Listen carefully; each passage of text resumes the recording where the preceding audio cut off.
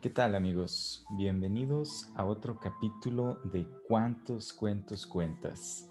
Mi nombre es Yoxan Berumen y me da gusto que me acompañen el día de hoy. En esta ocasión, para los que me ven ahí en YouTube, traigo una playera con mi cara y les tengo un buen libro de Sir Arthur Conan Doyle.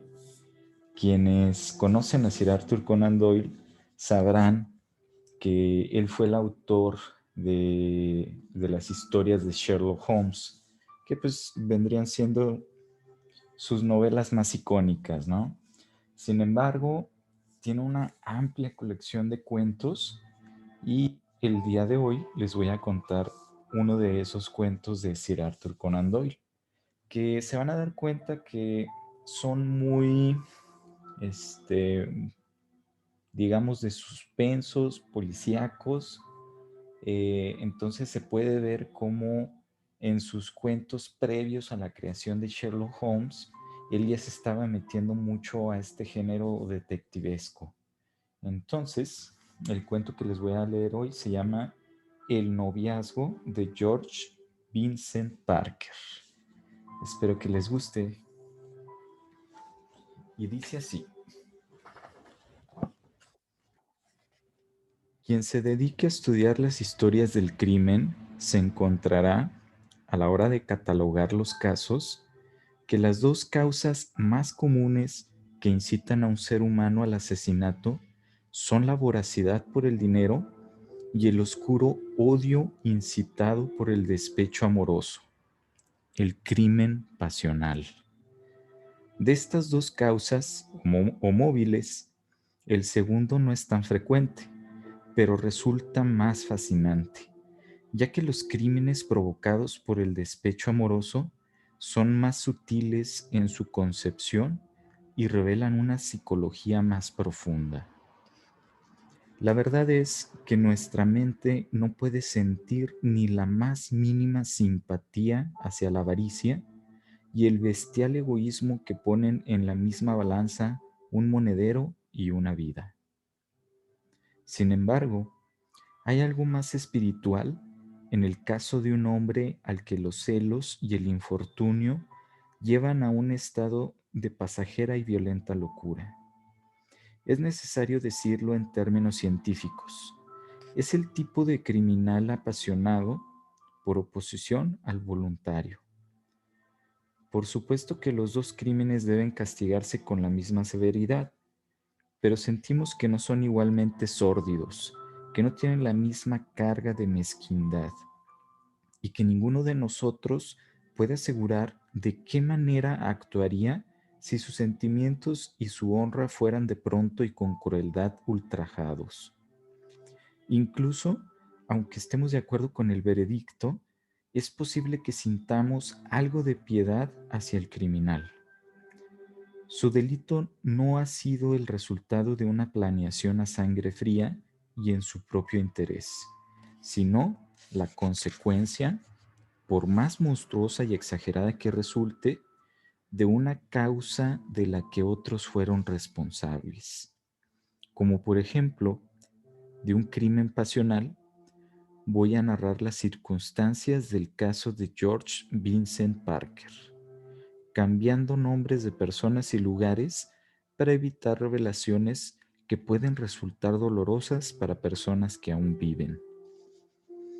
En una de nuestras ciudades del interior vivía un tal señor Parker, que se ganaba espléndidamente la vida como agente a comisión.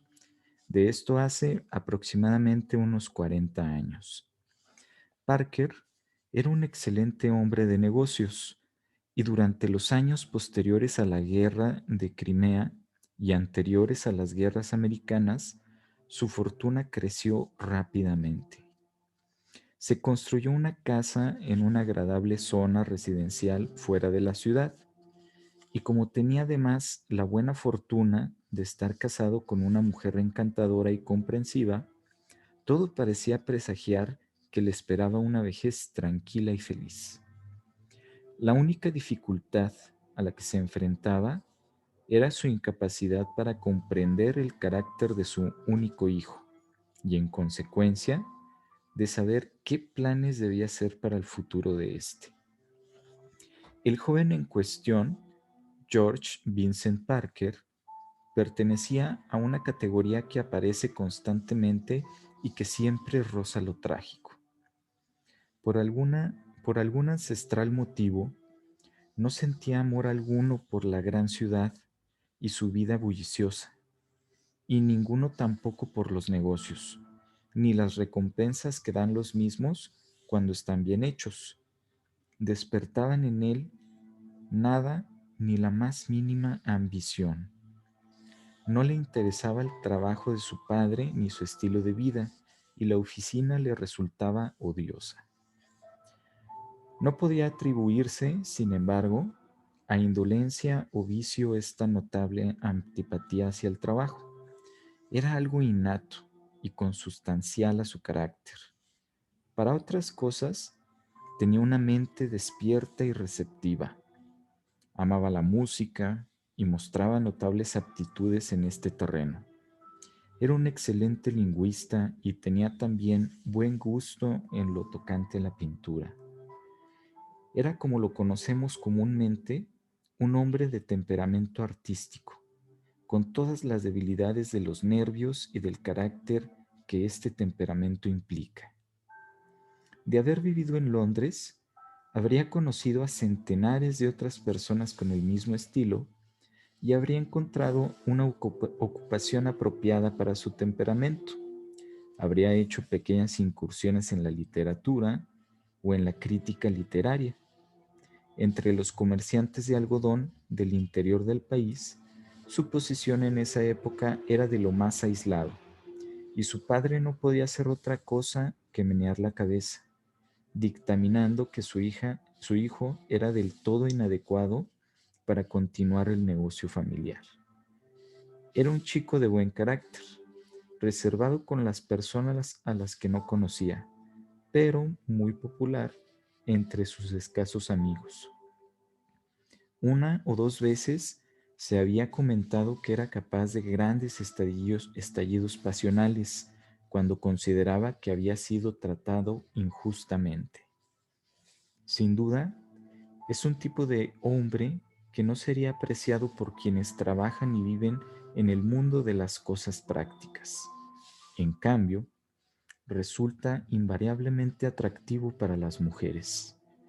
Tiene un aura de desamparo, una ingenua necesidad de ser comprendido, ante las cuales el corazón femenino reacciona de forma instintiva, y es la mujer más fuerte, más vigorosa, la primera en responder a esa llamada.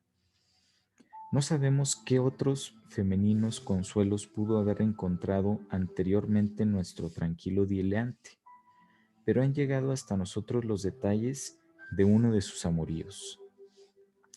En la casa de un médico del lugar que había organizado una velada musical fue donde George Vincent Parker vio por primera vez a la señorita Mary Groves. El médico era tío de la joven, la cual había viajado a la ciudad para visitarlo, pero su vida transcurría normalmente junto a su abuelo, un caballero anciano, pero muy viril, cuyos 80 años no le impedían cumplir todos los deberes propios de un hidalgo rural, incluido el cargo de juez de paz. Tras la calma de una mansión aislada en pleno campo, la chica, en plena juventud, ahora disfrutaba la vida de la ciudad, y por lo visto se sintió particularmente atraída por el refinado y joven músico cuyo aspecto y modales le conferían esa aura romántica que toda jovencita anhela. Él, por su parte, se sintió atraído hacia ella por una peculiar espontaneidad propia de quienes viven en el campo y por la simpatía que mostraba hacia él. Antes de que la muchacha regresara a su mansión, Manor House, la amistad había fructificado en amor, sellándose entre ambos un noviazgo formal. Sin embargo, este noviazgo no era visto con buenos ojos por ninguna de las dos familias. El viejo Parker había muerto y su viuda había heredado lo suficiente para vivir sin estrecheces, pero resultaba cada vez más urgente que el hijo encontrase alguna ocupación, aunque esa necesidad tropezaba con la invencible repugnancia que mostraba el muchacho hacia los negocios. Por su parte, la chica procedía de una buena familia y sus parientes, encabezados por el viejo hidalgo, no aprobaban su proyecto de boda con un joven sin dinero, cuyos gustos y carácter eran más bien extraños. Así pues, el noviazgo se arrastró durante 4 años, durante los cuales los novios se escribieron continuamente, pero rara vez se vieron. Al final de ese periodo, él tenía 25 años y ella 23, pero sus expectativas de boda parecían cada vez más remotas. En definitiva, la insistencia de los parientes de la joven pudo más que su constancia, y Mary aceptó romper el compromiso.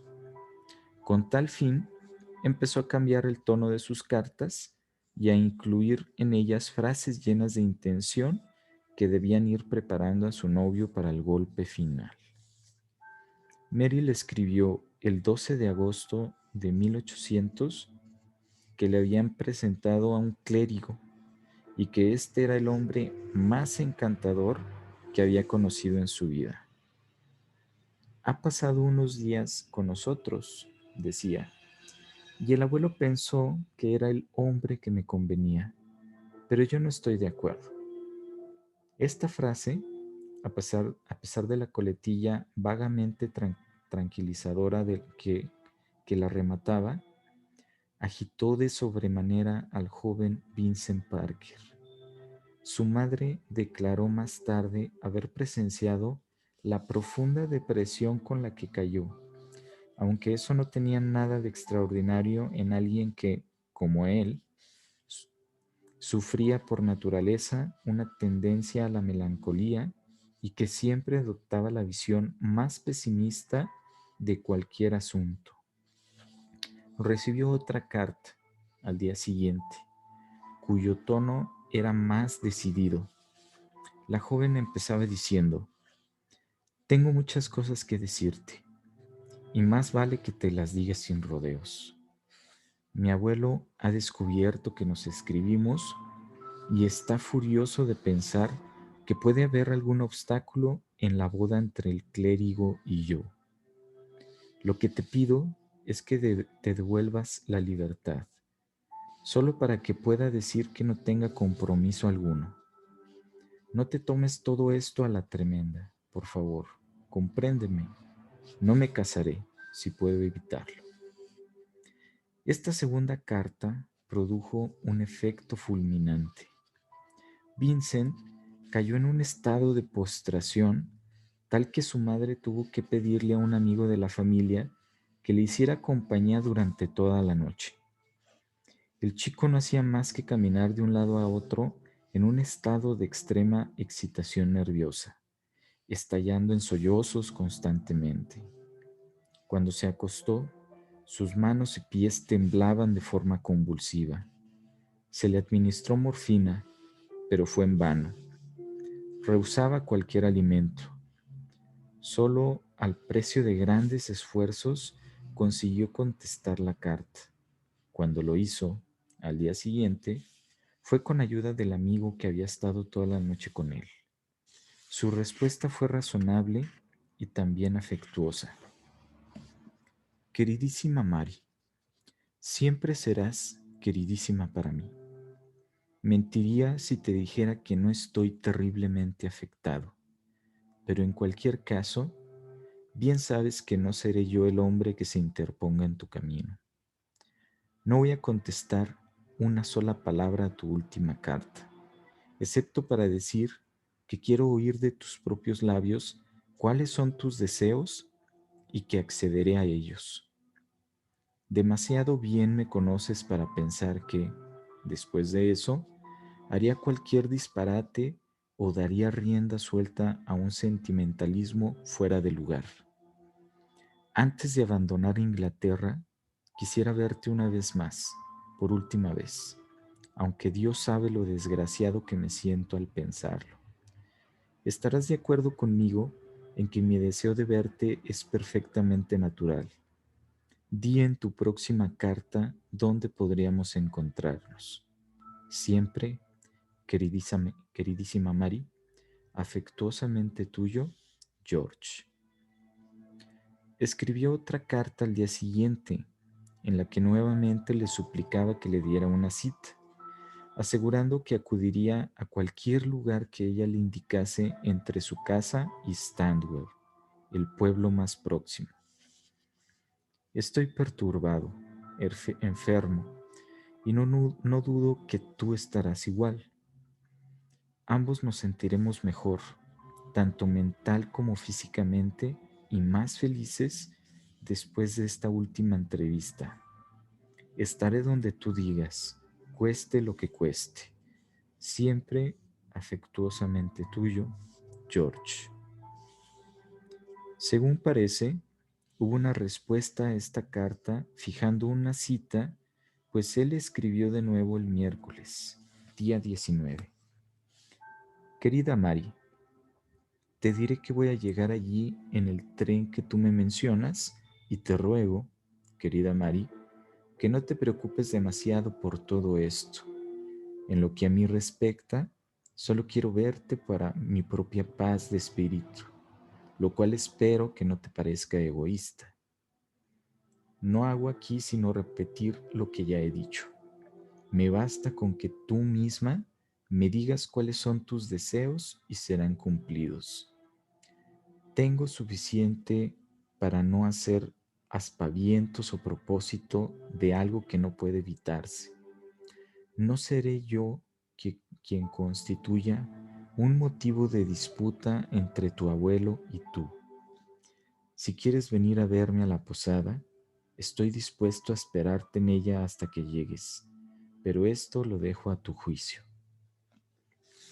Basta esta carta para revelar de forma flagrante el carácter de nuestro hombre. Podríamos decir que, de la misma manera que al profesor Owen, le basta un solo hueso para reconstruir un animal entero. La vanidosa alusión a su propio ser, las pomposas promesas que no significan nada, son otras tantas pinceladas de un sutil autorretrato. La señorita Groves ya se había arrepentido de la cita que le había dado. Quizás había olvidado ciertos rasgos del carácter de su excéntrico pretendiente, que ahora volvían a su memoria y la advertían de la imprudencia de ponerse en sus manos. Entonces le escribió, pero sin duda esta carta se cruzó con la última de él. Mi querido George, te escribo estas líneas a toda prisa para decirte que, pase lo que pase, no vengas.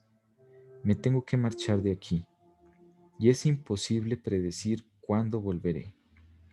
Prefiero que no nos veamos, si podemos evitarlo. Y como realmente esa cita no va a ser posible, creo que lo mejor es que pongamos fin a este estado y nos digamos adiós sin volvernos a ver. Yo siento que no podría soportar verte de nuevo. Si vuelves a escribirme antes de 3 días, me llegará tu carta. Pero si me escribes más tarde será descubierta, pues mi correo es estrictamente vigilado e incluso abierto. Sinceramente tuya, Mary. Esta carta parece haber acelerado su puesta en práctica de cualquier proyecto que rondara por la cabeza del joven. Si solo tenía 3 días para verla, no podía perder más tiempo. El mismo día fue a la ciudad, pero como era tarde, no prosiguió su viaje en dirección a Standwell, que era la estación más próxima a la mansión donde ella vivía. Los camareros del hotel observaron su extraño comportamiento y su mirada perdida. Estuvo paseando arriba y abajo por la cafetería del hotel, murmurando frases incomprensibles, y aunque pidió unas chuletas y una taza de té, no comió nada, limitándose a beber brandy y soda. La mañana siguiente, la del día 21 de agosto, tomó el tren a Standwell, donde llegó a las 11:30. De la estación de Standwell hasta Manor House, donde residía la señorita Groves, junto con su anciano abuelo, hay 3 kilómetros. Cerca de la estación hay una posada llamada La Cabeza de Toro. Vincent Parker entró en ella y pidió que le sirvieran brandy. Después preguntó si había algún mensaje para él, y cuando le dijeron que no, pareció muy afectado. Luego, a las 12:15 aproximadamente, salió en dirección a Manor House. A unos 6 kilómetros desde la posada La Cabeza de Toro y a unos 3 al otro lado de Manor House, hay una próspera escuela preparatoria. El director de esta escuela era amigo de la familia Groves y conocía un poco a Vincent Parker. El joven pensó, en consecuencia, que ese sería el mejor lugar para obtener la información que necesitaba y llegó a la escuela a la 1:30 aproximadamente. No hay duda de que el director se quedó perplejo al ver aparecer a ese visitante que olía a brandy y daba muestras inequívocas de agitación, pero respondió a sus preguntas con discreción y cortesía. Señor, lo he venido a ver, dijo Vincent, por ser usted amigo de la señorita Groves. Supongo que sabe que estamos comprometidos. Mire, joven, según lo que me han dicho, ustedes estaban comprometidos, pero ya no lo están, dijo el director. Así es, contestó Vincent. Ella me ha escrito para romper el noviazgo y se niega a verme. Quiero saber cómo están las cosas. Lo que yo pueda saber, replicó el director, es confidencial, de modo que no puedo decírselo. Más temprano que tarde lo descubriré yo mismo, dijo Parker. Acto seguido, preguntó quién era el clérigo que había sido invitado a Manor House. El director reconoció que, efectivamente, un clérigo se había alojado en la mansión, pero se negó a dar su nombre. Parker preguntó entonces si la señorita Groves se hallaba en Manor House y si estaba siendo coaccionada de algún modo. El otro contestó que estaba en Manor House y que no sufría coacción alguna. Tengo que verla, repitió Parker. Le he escrito para liberarla del compromiso que tenía conmigo, pero debo oír de sus propios labios que renuncia a mí. Es mayor de edad y debe hacer lo que le plazca. Sé que no soy un buen partido y no deseo obstaculizar su camino. El director le dijo que tenía que atender sus obligaciones docentes, pero añadió que volvería a estar libre a las 4:30, por si Parker quería decirle algo más. Y Parker se marchó, prometiendo que volvería. No se sabe cómo pasó las 2 horas siguientes, pero es probable que almorzara en alguna posada cercana. A las 4:30 regresó a la escuela, rogándole al director que le aconsejara sobre lo que debía hacer. Este le sugirió que le escribiera una nota a la señorita Groves, pidiéndole una cita para el día siguiente por la mañana. Si se presentara usted en la casa, quizá la señorita Groves aceptaría verlo, añadió este compasivo e imprudente director. Eso es lo que haré, si me sacaré todo de la cabeza, exclamó Vincent Parker. Aproximadamente a las 5 abandonó la escuela, mostrando, en esos momentos, una actitud perfectamente digna y ecuánime. Cerca de 40 minutos más tarde, el descorazonado amante llegó a casa de su amada. Llamó a la puerta y preguntó por la señorita Groves. Ella lo había visto, probablemente, mientras él se encaminaba hacia la casa, pues salió a recibirlo a la puerta del salón y lo invitó a dar un paseo con ella por el jardín. No hay duda de que no quería que lo notaran, pues si su abuelo los veía juntos, habría una desagradable escena. Era más prudente salir al jardín que permanecer en la casa. Salieron y media hora más tarde fueron vistos conversando tranquilamente, sentados en un banco. Un poco después, salió la doncella a anunciarle a la señorita Groves que el té estaba servido. Ella entró en la casa sola. Al parecer, ni siquiera consideró la posibilidad de invitar a Parker a tomar el té, lo que revela hasta qué punto estaba dominada por la influencia de su abuelo. Después del té, ella salió otra vez al jardín y estuvo sentada un buen rato con el joven, tras lo cual ambos se levantaron para pasear por el campo. ¿Qué ocurrió entre ellos durante ese paseo? ¿Qué recriminaciones le hizo él? ¿Qué le replicó ella? Es algo que no sabremos nunca. Solo fueron vistos una vez en el transcurso de su paseo. Hacia las 8:30, un campesino que transitaba por el largo sendero que unía la carretera con la mansión, vio a un hombre y una mujer que paseaban juntos.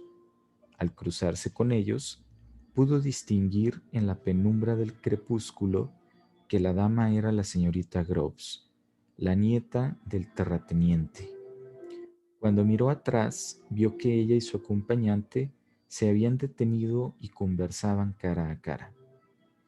Apenas después de esto, Conway, un jornalero, un jornalero, estaba recorriendo el mismo sendero y oyó un tenue lamento. Se paró a escuchar y en ese peculiar silencio que al anochecer reina en el campo, notó que el unísono sonido se le estaba acercando.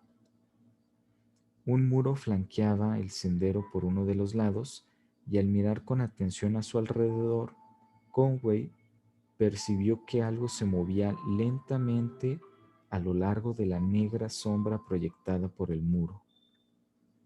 Por un momento, debió de parecerle que se trataba de un animal herido. ¿Cuál no sería su sorpresa cuando, acercándose al bulto, descubrió que lo que se arrastraba era una mujer, que avanzaba sosteniéndose y guiándose con la mano que apoyaba en la pared? No pudo reprimir un grito de horror al contemplar el rostro, cuya extrema palidez relucía en la oscuridad. Era el de la señorita Groves. «Lléveme a casa, por favor», murmuró la joven. «Lléveme a casa, por favor. Ese señor que está ahí me ha asesinado». El horrorizado jornalero la tomó en sus brazos, la levantó y recorrió unos 20 metros en dirección hacia la casa. «¿Ve usted a alguien en el camino?», preguntó ella cuando él se detuvo a tomar aliento. Conway miró en torno y en el oscuro túnel de árboles vio una silueta negra que se movía lentamente detrás de ellos.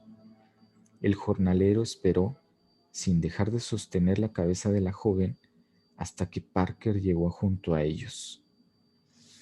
«¿Quién ha querido asesinar a la señorita Groves?», preguntó Conway. «Fui yo.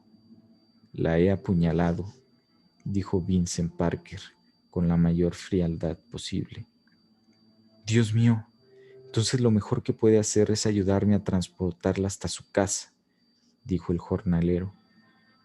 Así fue como avanzó por el oscuro camino una singular procesión formada por el jornalero y el amante, con el cuerpo de la muchacha agonizante entre ellos. «Pobre Mary», murmuró Vincent Parker. «Pobrecita, no tendrías que haberme mentido». Cuando llegaron a la verja, Parker sugirió que Conway fuera corriendo a la casa por algo que pudiera detener la hemorragia. Así lo hizo, dejando a los trágicos amantes a solas por última vez. Cuando volvió, encontró a Parker sosteniendo algo junto a la garganta de la joven. ¿Está viva?, preguntó. Sí, contestó Parker. Llévenme a casa, gemía la pobre muchacha. Un poco más adelante, en su penoso trayecto, encontraron a dos granjeros que los ayudaron. ¿Quién ha hecho esto?, preguntó uno de ellos. Él lo sabe y yo lo sé, dijo Parker sombrío. Yo soy el hombre que ha hecho esto, y me ahorcarán por ello. Lo he hecho y no hay nada más de qué hablar.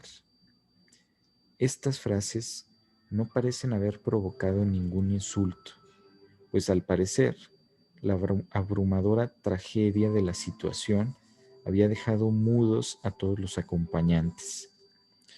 Me estoy muriendo, jadeó la pobre Mary, y estas fueron las últimas palabras que pronunció.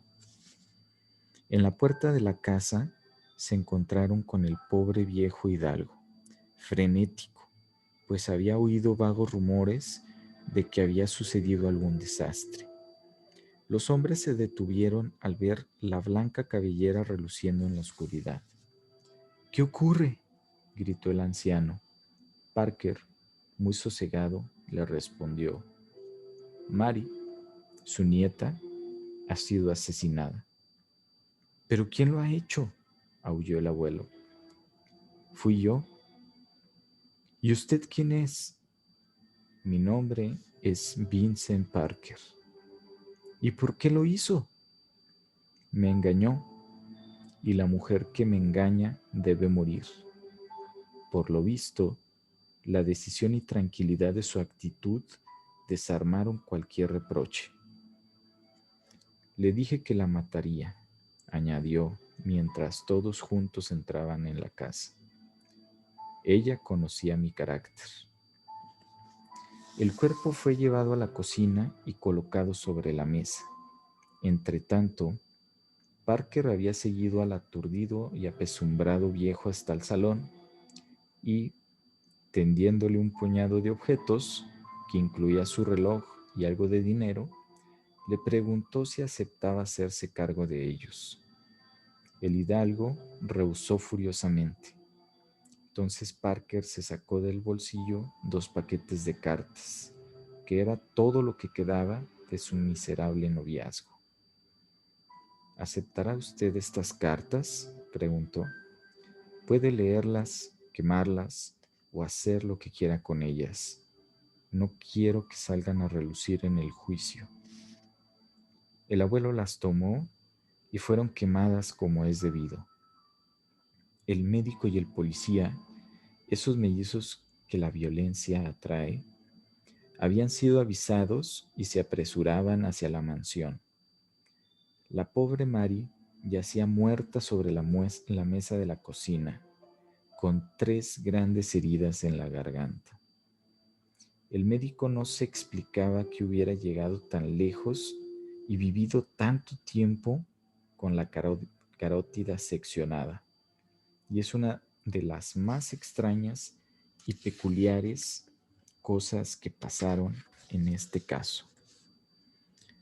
En cuanto al policía, no tuvo dificultad en encontrar a quien detener. Tan pronto como entró en el salón, Parker se dirigió hacia él diciendo que deseaba entregarse como culpable del asesinato de la joven. Al preguntarle si era consciente de lo que eso significaba, respondió: soy totalmente consciente y no pienso presentar resistencia alguna. Déjeme solo verla por última vez. ¿Y qué ha hecho usted con el cuchillo?, preguntó el policía. Vincent se lo sacó del bolsillo. Era una navaja corriente. Es digno de mención el hecho de que, al registrarlo, se le encontraron otras 2 navajas. Lo llevaron a la cocina, donde pudo contemplar a su víctima. Ahora que lo he hecho, soy mucho más feliz que antes, y espero que ella también lo sea, mustió. Esta es la reseña del asesinato de Mary Groves por Vincent Parker. un crimen caracterizado por el aturdimiento y la lamentable falta de agudeza que distinguen lo real de lo inventado. En las novelas, hacemos que los personajes hagan y digan lo que nos parece verosímil, que hicieran o dijeran, pero en realidad hacen y dicen las cosas más improbables. Que esas cartas fueran el preludio de un asesinato, o que después de cometerlo el asesino intentara detener la hemorragia de su víctima, o que sostuviera una conversación como la que hemos transcrito con el viejo hidalgo, son cosas que ninguna imaginación humana concebiría. Resulta difícil, cuando se leen las cartas y se sopesan los hechos, creer que Vincent Parker salió ese día de su casa con la intención premeditada de matar a la que había sido su novia. Pero lo que no sabremos nunca es si desde el principio rondó por su cabeza esa idea horripilante, o si se le presentó en un loco arrebato de pasión provocado por el diálogo mantenido con su antigua prometida. Está claro que ella no vio nada peligroso en él hasta el momento mismo del crimen, pues de lo contrario habría pedido ayuda, ciertamente al campesino con el que se cruzaron en el sendero. Este caso despertó el más vivo interés a lo largo y ancho de Inglaterra. El presidente del tribunal fue el barón Martin. No había necesidad de probar que el acusado era culpable, ya que él mismo se enorgullecía de serlo. Pero se plantó la concesión de su salud mental, provocando algunas curiosas complicaciones que han producido una total reforma de ley en lo tocante a este punto. Llamaron a sus parientes a fin de demostrar que existía una, un, fila, un filón de locura en toda la familia, ya que de 10 primos, 5 eran dementes. Su madre subió al estrado para declarar con tremenda vehemencia que su hijo estaba loco y que incluso cuando ella iba a casarse, hubo quien se opuso a la boda alegando la locura latente de su familia. Todos los testigos estuvieron de acuerdo en afirmar que el acusado no era un hombre de mal carácter, sino sensible, suave y muy dotado, pero con tendencia a la melancolía. El capellán de la cárcel aseguró que había sostenido varias conversaciones con Parker y le parecía que el sentido moral del joven era tan defectuoso que apenas si era capaz de distinguir el bien y el mal. Dos especialistas en demencia lo examinaron y opinaron que no era cuerdo. Dicha opinión se basaba en declaraciones del prisionero. Según él, no había nada malo en lo que había hecho. Con Mary Groves estaba comprometido, era mi novia, mi prometida, argumentaba, y por lo tanto era mía. Podía hacer lo que quisiera con ella. Nada, como no sea un milagro, me hará cambiar de opinión. El médico intentaba razonar con él. Piense, Vincent, imagínese que alguien se lleva un cuadro que es suyo. ¿Qué haría usted para recobrarlo? Pediría su restitución, dijo él. Si no me lo devolvieran, le quitaría la vida al ladrón sin remordimientos. El médico se esforzó en tratar de hacerle notar que existían leyes a las que se podía recurrir, pero Parker respondió que a él lo habían hecho nacer sin consultarlo y por lo tanto no otorgaba a nadie el derecho de juzgarlo. La conclusión del médico fue que su sentido moral estaba más viciado que el de cualquier otro caso que él conociera. Sin embargo, afirmar que esto equivale a la locura sería una doctrina de peligrosas consecuencias, pues significaría que basta con que un hombre sea lo bastante malvado para que no tenga que pagar por su maldad. En sus conclusiones, el barón Martin hizo gala del mayor sentido común.